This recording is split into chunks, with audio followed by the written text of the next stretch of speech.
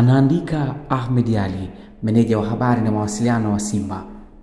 Mechi yetu ya 3 ya hatua ya makundi tutacheza Januari 21, 2026 dhidi ya Esperance ugenini. Kutoka leo hadi Januari 21 ni siku zaidi ya 50.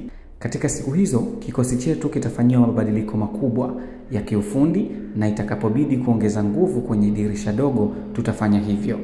Na tunaamini mabadiliko hayo yataturejesha kwenye makali yetu. Umefika ule wakati wa Simba kuonesha maajabu yake na kuwashangaza watu kwa comeback yetu.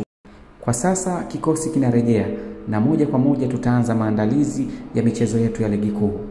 Tukumbuke kuwa katika ligi tuna mwenendo mzuri, hivyo tunapaswa kuwekeza nguvu kubwa, tusiteleze.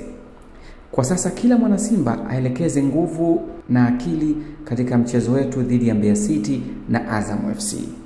Ni maneno ya kwake Ahmed Ally, meneja wa habari na mawasiliano wa Wekundu wa Msimbazi Simba, akitia moyo mashabiki wa klabu yake.